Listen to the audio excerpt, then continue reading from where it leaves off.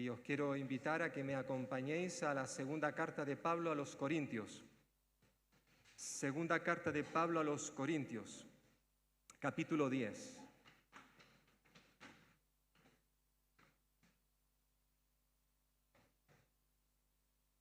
Y vamos a leer en esta mañana los versículos del 1 al 6. Segunda de Corintios, capítulo 10, dice así: Yo, Pablo, os ruego por la mansedumbre y ternura de Cristo, yo que estando presente ciertamente soy humilde entre vosotros, mas ausente soy osado para con vosotros, ruego, pues, que cuando esté presente no tenga que usar de aquella osadía con que estoy dispuesto a proceder resueltamente contra algunos que nos tienen como si anduviésemos según la carne.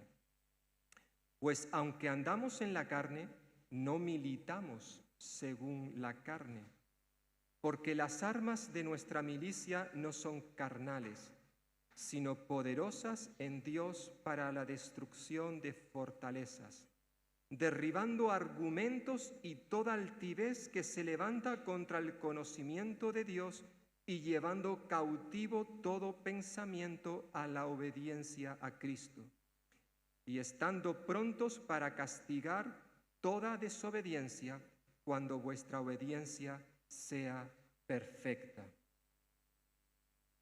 En esta mañana vamos a comenzar, por así decirlo, la tercera y última parte en que está dividida la segunda carta de Pablo a los Corintios.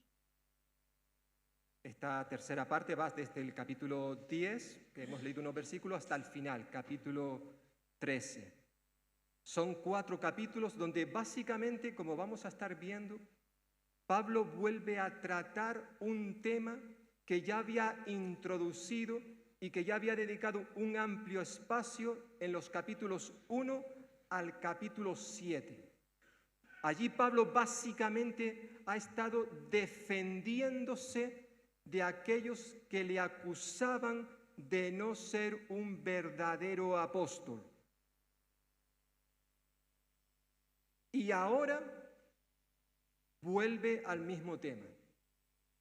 Algo que nos parece un poco extraño, porque si es cierto que la iglesia de Corinto era una iglesia problemática, lo hemos estado viendo en este tiempo atrás, habían habido algunos problemas, especialmente hacia el liderazgo de Pablo, una situación muy dolorosa hasta el punto de que Pablo nos dice en esta carta, en el capítulo 2, que él tuvo que escribir una carta muy dolorosa, la carta severa, como se la suele llamar.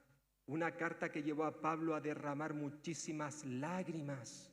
Cuánto dolor había en su corazón por la situación que se estaba viviendo en esta iglesia. Pero ya hemos dicho que al parecer, después de esa carta que fue llevada por Tito, cuando Tito regresa a donde está Pablo, pues le informa que la iglesia había cambiado.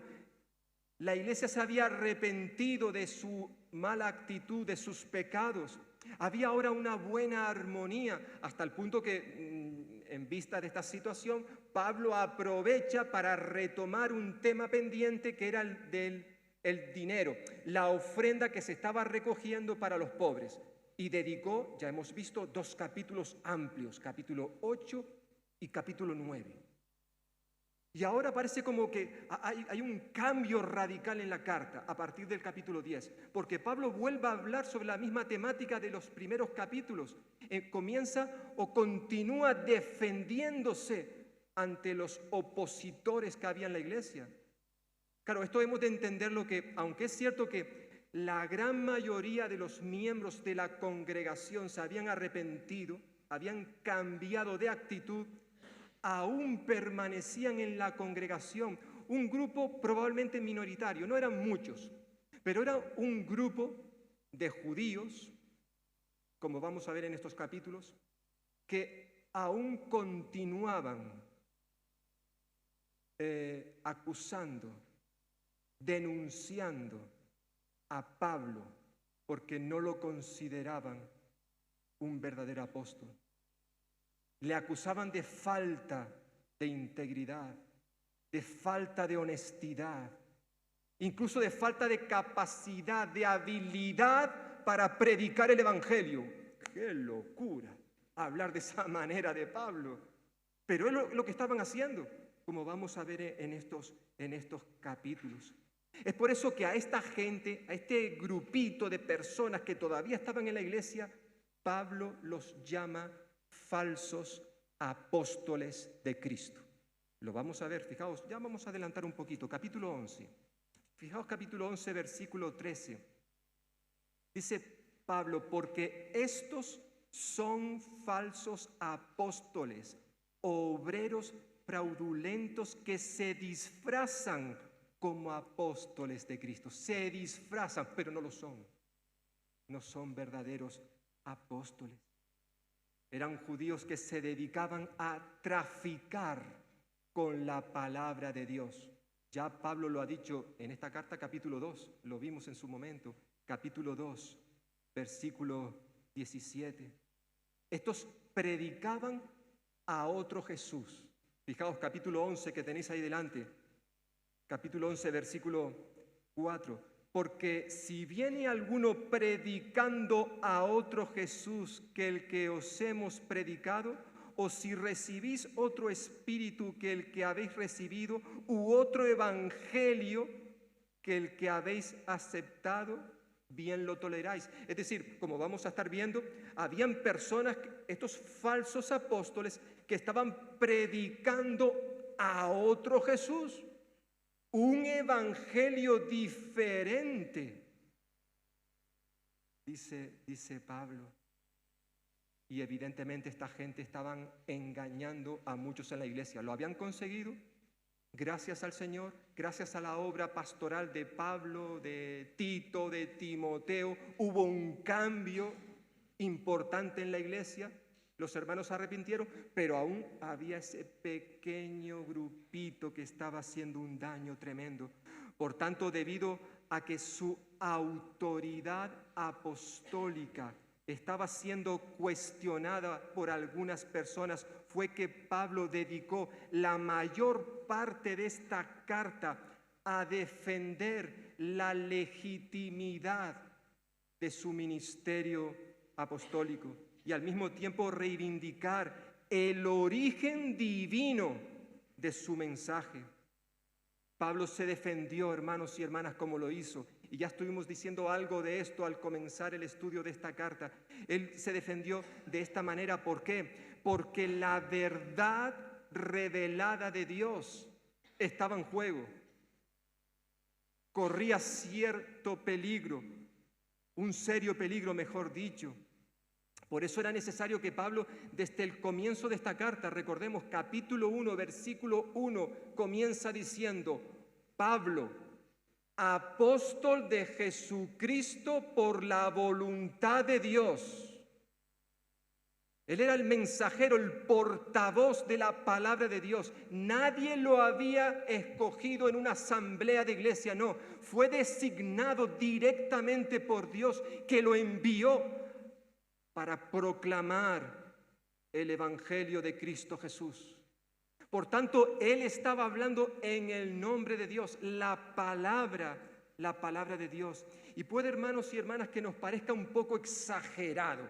Parece como que Pablo se pasó de la raya por haber dedicado tanto espacio en esta carta. Lo hizo en el capítulo 1 al 7, ahora lo veremos del capítulo 10 hasta el final, para defender su ministerio. Puede que nos parezca algo exagerado, pero hermanos y hermanas, esto era necesario. Era necesario que se hiciera justo en este momento donde la iglesia estaba comenzando, estaban dando los primeros pasos, la iglesia primitiva. Y era necesario afirmar de manera inequívoca que la iglesia estaba siendo fundada sobre el fundamento autoritativo de los apóstoles. Pablo lo diría con otras palabras en su carta a los Efesios capítulo 2 versículo 20. Él dijo, edificados sobre el fundamento de los apóstoles y profetas, siendo Cristo Jesús la piedra angular. Es por eso que cuando nos acercamos, hermanos, hermanas, amigos y amigas, nos acercamos a esta carta o a cualquier otro libro de los 66 que tenemos en la Biblia, cuando nos acercamos para estudiarla, para escudriñarla, tenemos que saber que estamos leyendo, escuchando la palabra inspirada de Dios. Él nos habla a través de la Biblia. Y por eso es necesario no solamente escucharla, sino también obedecerla, encarnarla en nuestra vida. En esta mañana no hemos venido aquí a escuchar a fulanito, a menganito, a ciprianita. Hemos venido a escuchar la palabra de Dios. La podemos escuchar a través de una oración, de un cántico, incluso vamos al campo y disfrutamos de la naturaleza y podemos conocer a Dios a través de esa creación. Pero hoy por hoy, básicamente para poder conocer a Dios necesitamos ir a la Biblia, porque es a través de ella que Dios nos habla. Y por eso era necesario que Pablo insistiera, defendiera su ministerio apostólico. Lo que él estaba transmitiendo, lo que él estaba enseñando era la palabra de Dios, era Dios hablando a través de él. Y esto es importante que lo recordemos tú y yo, hermanos y hermanas. No nos acercamos a un libro cualquiera, nos acercamos a las santas escrituras inspiradas por Dios y tenemos que permitir que ella nos hable. Por tanto, en estos últimos 4 capítulos de esta carta fueron escritos precisamente para contradecir a todos esos que estaban acusando a Pablo. Acusaciones que incluso hasta nos parecen ridículas, terribles. Por ejemplo, como veremos en los próximos días, a Pablo le acusaban de que él era muy valiente cuando estaba ausente, cuando estaba lejos, pero era un cobardica cuando estaba presente, cuando estaba delante de ellos. Ya lo hemos leído en el primer versículo. A Pablo le acusaban, por ejemplo, de que él se dedicaba a la enseñanza, a la predicación simplemente por motivos económicos, que eso es lo que había detrás de sus intenciones, solo ganar dinero. Incluso le echaron en cara su aspecto físico. Al parecer lo vieron un poquito enclenque, poca cosa. Y hasta le acusaban de eso, de su físico. Terrible, terrible. Ahora bien, esto nos debe llevar también a ti y a mí, hermanos y hermanas,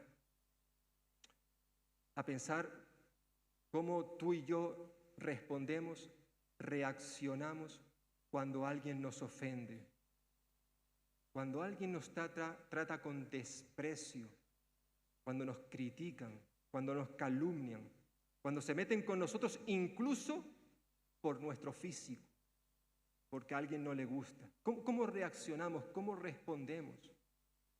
Sabemos que la tendencia del ser humano, de ti, de mí, pues normalmente es cuando alguien nos ataca, cuando alguien nos ofende, es devolverle con la misma moneda. Eso lo llevamos en nuestro ADN. Somos así. No nos gusta que nadie nos falte el respeto y si alguien lo hace, pues yo también le falto el respeto. Si alguien me da un bofetón, pues yo le doy 1 y si le puedo dar 2, 2. Si alguien se mete con mi familia, yo me meto con su familia. Somos así. A Pablo le habían ofendido muchas personas en esta iglesia. Sin embargo, él nos da un precioso ejemplo en esta mañana para que tú y yo podamos imitarle. Porque obviamente cuando imitamos a Pablo, estamos imitando a Jesús. Porque eso fue lo que hizo Pablo, imitar a Jesús, incluso a la hora de reaccionar, responder a esos opositores, a esos adversarios que que una y otra vez le estaban ofendiendo, atacando, diciendo mentiras acerca de él. Y él es un ejemplo para nosotros. Y lo que hace Pablo básicamente es señalar dos cualidades, dos virtudes que él entendió, vio que había en la vida de Jesús y que él también las aplicó a su propia vida. Me gustaría en esta mañana solamente quedarme en la primera frase del versículo 1. Ya tendremos más días para seguir adelante, pero vamos simplemente a prestar atención a la primera frase del versículo 1, porque en cierta forma, es decir, Pablo va a coger estos 4 capítulos para, con firmeza, dureza, con franqueza también, va a confrontar a ese pequeño grupo en la iglesia que estaba haciendo un daño terrible. Pero él sabía que no podía hacerlo de cualquier manera. Aunque él podía haber sacado una vara, como dirá en su primera carta. Sin embargo, él quería actuar de una forma diferente. Por tanto, todo lo que él va a estar diciéndonos en los próximos capítulos, todo en cierta forma se refugia bajo el paraguas de lo que Pablo está diciendo en la primera frase. Él dice: yo, Pablo, os ruego por la mansedumbre y ternura de Cristo. Es interesante que Pablo, desde el capítulo 1 al capítulo 9 que ya hemos visto, él continuamente está hablando de manera plural. Habla de sí mismo, habla de su trabajo, pero también el de Timoteo, el de Tito y otros colaboradores. Pero a partir de ahora, de manera especial, él utiliza el singular. Él está hablando a nivel personal. Por eso dice: yo, Pablo, yo, Pablo. Él se dirige a los corintios de manera personal. De manera personal. Por eso esa expresión: yo, Pablo, ruego. Era consciente de que todas esas acusaciones que se estaban vertiendo en la iglesia iban contra él personalmente. No era algo contra Timoteo o contra Tito o con cualquier otro misionero, no. Se dirigían a él. Y por tanto decidió ejercer la autoridad que Dios le había dado como apóstol. Ya lo hemos visto. Esta carta comienza: Pablo, apóstol de Jesucristo por la voluntad de Dios. Y ahora es Pablo, este apóstol que tiene una autoridad que le ha sido delegada por Dios, quien va a hablar, quien se va a dirigir de manera especial a este grupo de personas dentro de la iglesia. Ahora bien, esta autoridad que Pablo tenía no le daba legitimidad para pasarse de la raya, para extralimitarse o para vengarse de toda esa gente que le estaba haciendo daño. No. Por regla general, como dije hace un momentito, la tendencia humana nuestra es responder con la misma moneda, devolver mal por mal. Quien me la hace, la paga.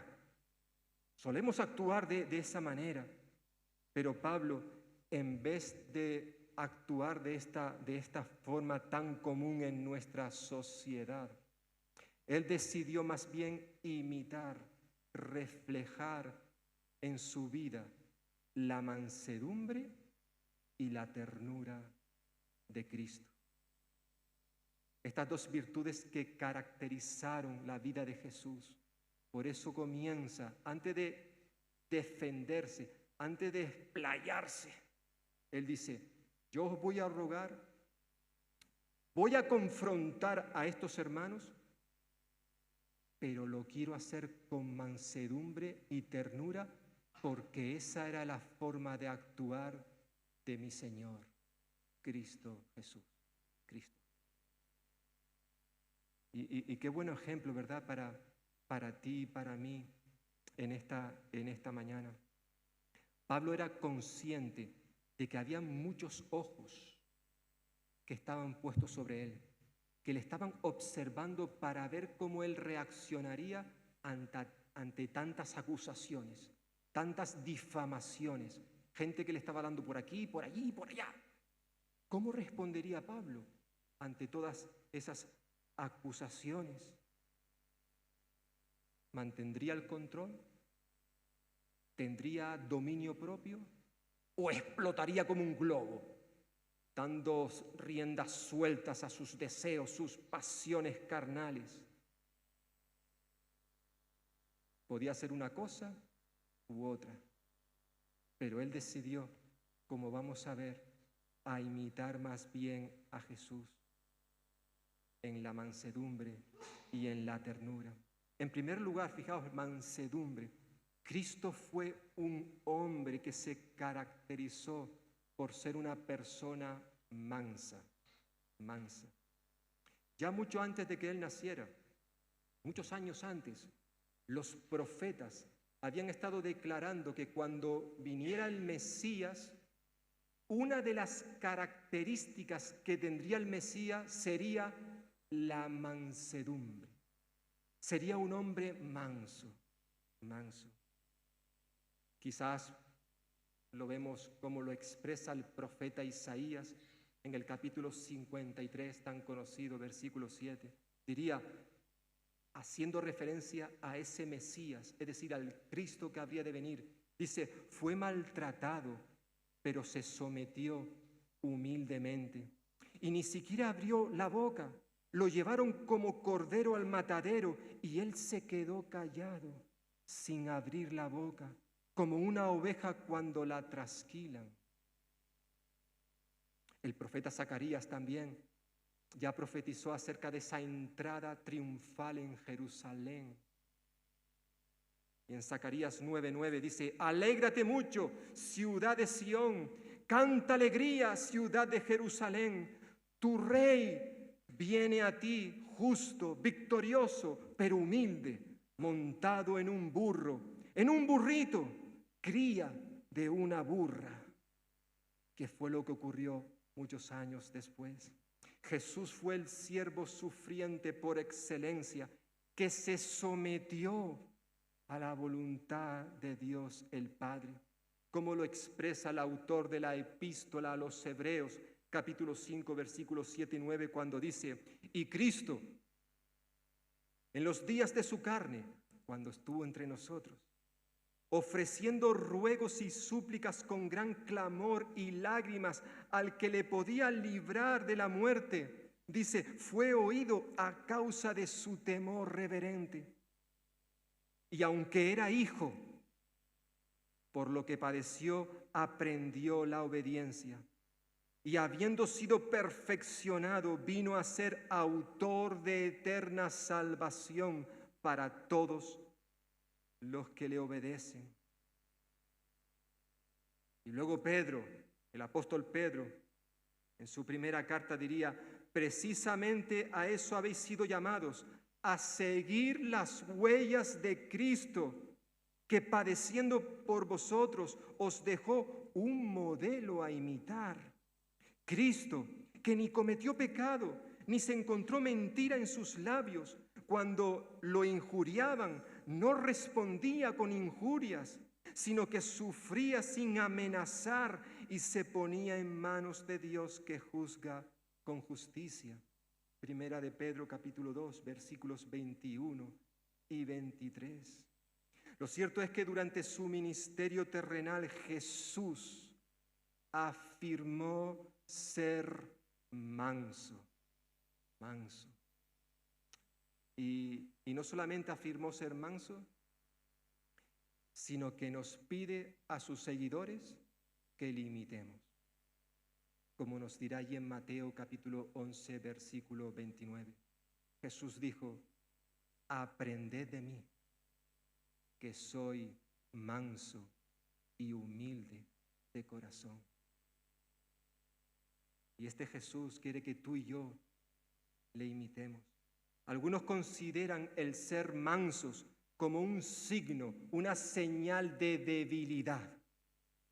Pero es todo lo contrario, todo lo contrario. La palabra mansedumbre hace referencia a esa actitud que se manifiesta en una persona que, a pesar de estar siendo injustamente maltratada, en vez de explotar de ira, en vez de enfadarse o perder los papeles, no, es capaz de soportar pacientemente las ofensas, es capaz de controlar la furia, de tener dominio propio. Esto es lo que yo quisiera hacer, pero me retengo,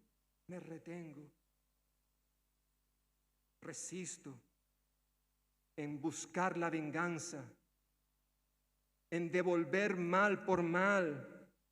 Y no solamente me resisto, sino decido aceptar lo que el Señor permita en mi vida y hacerlo sin amargarme. Que es muy diferente el aceptar. Yo lo acepto, pero ahí está eso en nuestro interior que nos come por dentro. No, mira, Señor, yo esto no lo entiendo, pero lo acepto sin ninguna amargura. La mansedumbre tiene que ver con la actitud que manifestó aquel hombre llamado Job, el cual en muy poco tiempo prácticamente lo perdió todo. Por un lado su patrimonio, luego todos sus hijos murieron en un solo día. Le vino una enfermedad terrible. Luego su matrimonio estuvo colgado de un hilo muy fino a punto de romperse.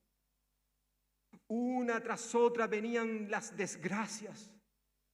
Pero este hombre llegó a decir en medio de esta situación: ¿recibiremos de Dios el bien y el mal no lo recibiremos? Jehová dio y Jehová quitó. Sea el nombre de Jehová bendito. Este hombre, no cabe duda que manifestó la mansedumbre en su vida. La mansedumbre es la actitud que Dios quiere ver en cada uno de sus hijos. De hecho, Jesús, estando en una montaña en una ocasión, Él dijo: bienaventurados, es decir, muy dichosos, muy felices los mansos. ¿Por qué? Porque ellos heredarán, recibirán la tierra por heredad. La mansedumbre es una cualidad clave para heredar la tierra, para recibir lo que Dios quiere darnos a sus hijos. Pablo no se dejó llevar por sus deseos. La situación realmente era dura, hermanos, lo hemos estado viendo.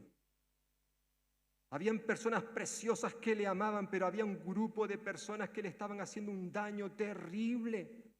Y Pablo quiere defenderse no porque él se viera ofendido personalmente. Mira lo que me están diciendo, Señor. No, como hemos dicho, lo que estaba aquí en juego era el Evangelio. Que la palabra revelada por Dios pudiera ser aceptada, reconocida.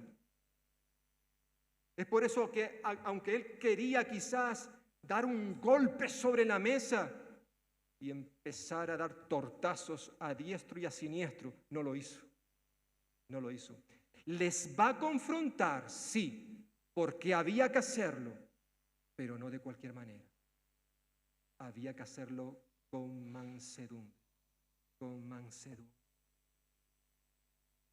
Y esto es lo que Dios quiere también de ti y de mí. Cuando nos vemos en situaciones donde nos han ofendido, han dicho algo contra nosotros, o quizás contra un familiar, cuando mienten, cuando nos señalan con el dedo, quizás en el lugar de trabajo, quizás un vecino, quizás un familiar, quizás un hermano, una hermana en la iglesia. ¿Cómo respondemos? ¿Cómo reaccionamos? Hay que hacer algo, claro que sí, pero qué importante es la forma en que lo hacemos. La mansedumbre. Dios quiere ver en cada uno de sus hijos esta cualidad, esta virtud, obviamente y de manera especial en todos, pero en aquellos que estamos en el ministerio, que le estamos sirviendo. Por eso cuando Pablo escribió su carta a Timoteo, él le dijo: porque el siervo del Señor no debe ser contencioso, rencilloso, estos que le gustan las peleas, sino tiene que ser amable para con todos, apto para enseñar, sufrido, escuchad, que con mansedumbre corrija a los que se oponen. Y Pablo quería ser un ejemplo. Había gente que se le estaba oponiendo en Corinto, pues había que corregirles, pero con mansedumbre, con mansedumbre. Así actuó el apóstol Pablo, imitando a su Señor. Y no solamente con mansedumbre, nos dice el texto, sino él rogaba a la iglesia con mansedumbre y ternura. Esta palabra también puede ser traducida por bondad. Quizás algunos tenéis versiones de la Biblia en vuestra mano que se traduce por bondad. Y cuando esta palabra que aparece aquí se utiliza para hacer referencias a personas que ocupan una posición de autoridad, hace referencia, por tanto, a la clemencia, a la misericordia que pone por delante, que se pone por delante a lo que, por así decirlo, la letra de la ley exige. La ley dice esto, la letra, pero a veces el cumplir esto, pues, no es fácil. Por eso la importancia de pararnos y decir, bueno, ¿realmente mi forma de actuar va a ser la correcta? Hay un ejemplo precioso de esto en la vida de Jesús. Él fue un hombre que se mostró tierno, bondadoso. Es ese relato que aparece en Juan capítulo 8, que lo conocemos como el relato de la mujer adúltera. En una ocasión, los escribas y fariseos pillaron a una mujer, la sorprendieron en adulterio y la llevaron a Jesús. Obviamente, cuando dice el texto que la sorprendieron en adulterio, quiere decir que ella estaba con un hombre, manteniendo relaciones sexuales. No sabemos qué pasó con el hombre, pero no aparece en el texto. No aparece. Solo la cogieron a ella, se la llevaron a Jesús y le dijeron, maestro, que en la ley de Moisés dice que cuando a una persona se la pilla en adulterio, había que quitarle la vida. ¿Qué vamos a hacer con esta mujer? Esto es lo que la ley dice. Bueno, ya sabemos cómo actuó Jesús. Aquellos hombres, obviamente, al mirarse a sí mismo, se dieron cuenta de que ninguno tenía derecho a acusar a aquella mujer. Por tanto, todos desaparecieron cuando fueron confrontados por Jesús. Jesús le dice a la mujer, oye, ¿dónde estaban? ¿Dónde están los que te acusaban? ¿Todos han ido? Sí, Señor. Pues yo tampoco te condeno. La ley dice que tú tienes que morir, pero yo no te condeno. Vete en paz. Pero no peques más, ¿eh? Yo sé que has pecado. Yo sé que has hecho algo que está mal. Y la ley dice esto, pero yo te perdono. Que en cierta forma es lo que Cristo ha hecho con cada uno de los que estamos aquí. Todos éramos culpables, ninguno obedecía la ley, lo que Dios demanda que tenemos que hacer. Nadie la ha cumplido jamás, excepto un hombre, Jesús de Nazaret.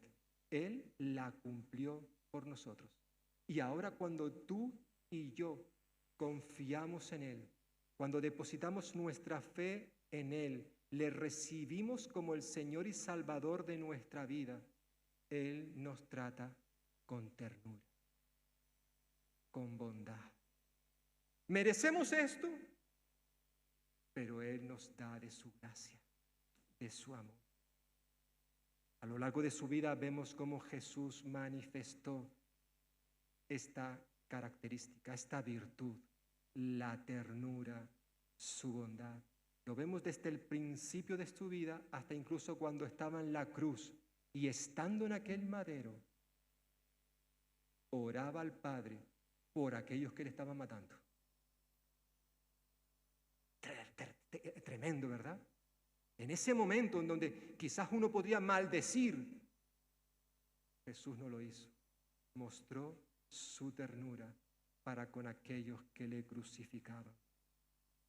Por tanto, Pablo, en vez de esgrimir sus derechos como apóstol, porque yo soy apóstol, Dios me ha nombrado, y voy a sacar la vara y a dar tortazos. Ya lo había planteado en la primera carta, Primera de Corintios capítulo 4, versículo 21. Él decía, ¿qué queréis?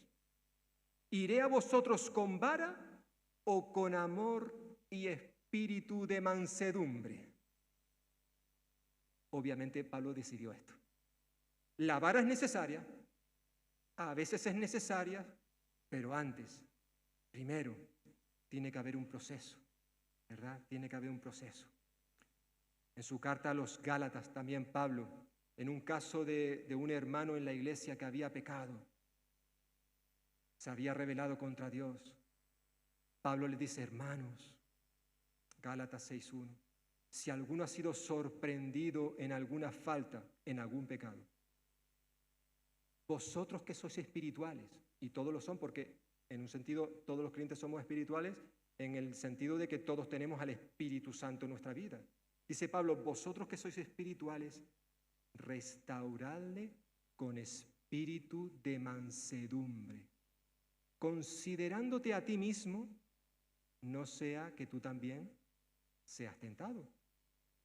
Dicho de otra forma, hermanos y hermanas, está diciendo Pablo a los Gálatas, tratad a ese hermano o a esa hermana que ha sido sorprendido en una falta. Se entiende que ese hermano, esa hermana se había arrepentido, había pedido perdón, ahora había que restaurarle y hacerlo con un espíritu de mansedumbre, de mansedumbre. Jesús, el Hijo de Dios, en una ocasión dijo, todas las cosas me han sido entregadas por mi Padre. También dijo, toda autoridad me ha sido dada en el cielo y en la tierra. Pero a pesar de esa posición de autoridad que tenía y tiene el Hijo de Dios, eso no le impidió ser manso y humilde de corazón, ser tierno, bondadoso, clemente, misericordioso. Y ahora Jesús quiere que aquellos que le hemos conocido de una forma personal reflejemos estas virtudes, estas cualidades en nuestra propia vida. Aprended de mí, dijo Jesús. Dicho de otra manera, imitad.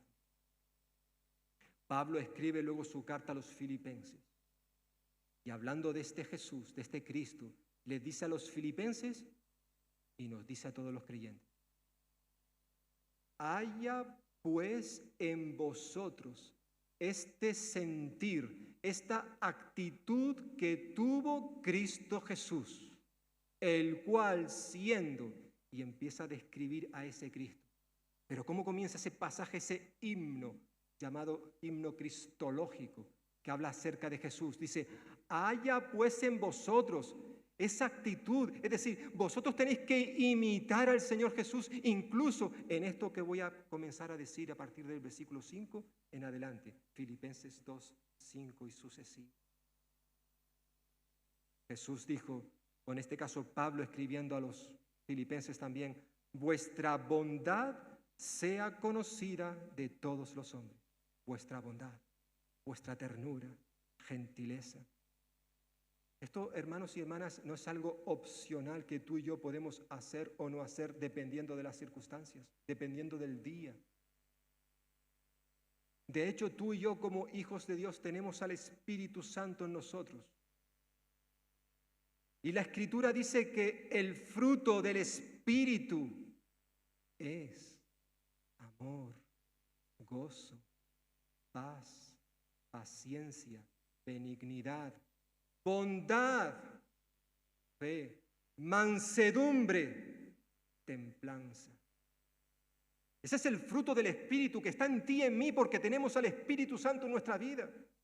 Y es así como Dios quiere que nosotros reaccionemos cuando nos apetecería decirle a fulano, a menganita, 4 cosas bien dichas por lo que me ha hecho o por lo que me ha dicho a mí o quizás a un familiar.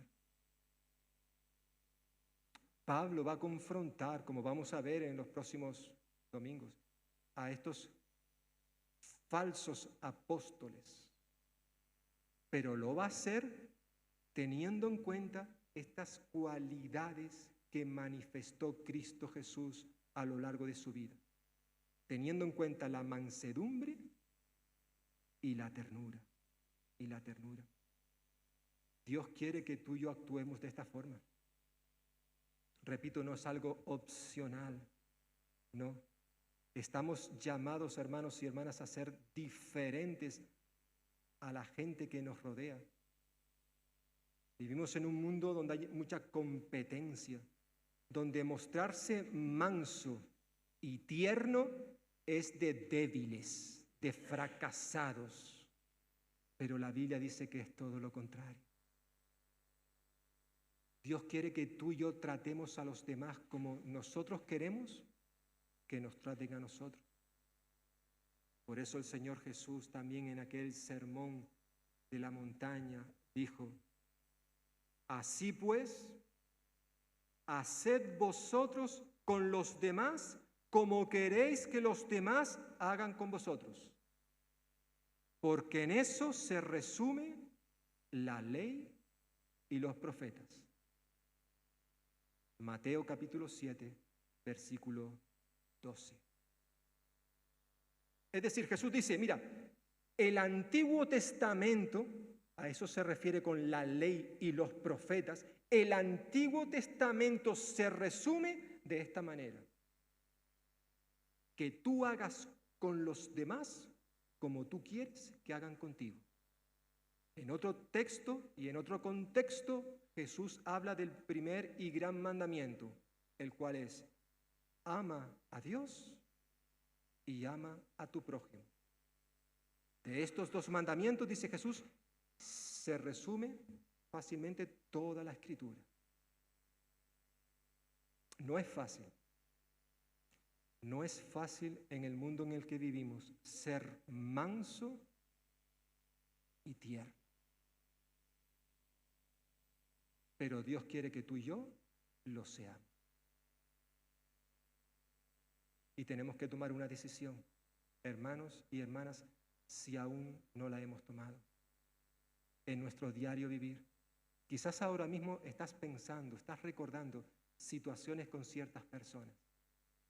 El Espíritu Santo te está poniendo ahora mismo en tu corazón ciertas cosas que tenemos pendientes con otros. Ahora es el momento para decirle: Señor, hasta ahora yo era rebelde en esto que estoy escuchando, pero hoy me comprometo delante de ti a reflejar en mi vida estas virtudes que tu Hijo Jesucristo manifestó durante su ministerio terrenal. Yo quiero ser como Él, manso y tierno a la hora de tratar a los demás. Y amigo y amiga que estás aquí, también quiero decirte que este Jesús que mostró esta mansedumbre y ternura al venir a este mundo, lo hizo por ti. Él murió en una cruz en tu lugar. Tú y yo, y concretamente, bueno, todos nosotros, pero tú que aún no le conoces, realmente todos merecemos la muerte. Todos merecemos estar bajo la ira de Dios. Esa es tu situación si aún no le conoces personalmente. Pero Jesús murió para perdonar tus pecados, para darte una nueva vida. Hay mucha gente que hoy no quiere realmente recibir a Jesús por cosas como las que hemos escuchado en esta mañana. Porque ser un cristiano me lleva a vivir de una forma diferente y yo no quiero ser diferente. Yo quiero seguir viviendo la vida como la estoy viviendo, hacer lo que me dé la gana, tratar a la gente como me dé la gana. Por tanto, ten cuidado, si hoy decides entregarle tu vida a Jesús, ten cuidado, porque tu vida va a cambiar. Y si tú antes tratabas a los demás de manera áspera, siempre enojado, enfadado, con acritud, si tú entregas tu vida a Jesús hoy, tu vida va a cambiar. Esa forma de tratar a los demás va a cambiar. Quizás no ocurra de la noche a la mañana, pero va a haber un proceso, un cambio en tu vida. ¿Por qué? Porque tú vas a estar reflejando a Jesús en tu vida. Y de eso se trata el cristianismo. Vivir a Cristo en nosotros. Y de manera especial, como se nos ha recordado en esta mañana, vivir imitándole en su mansedumbre y ternura. Haya pues en vosotros este sentir, esta actitud que hubo en Cristo Jesús. Eso es lo que Dios quiere ver en ti y en mí como hijos e hijas de Dios. Amén.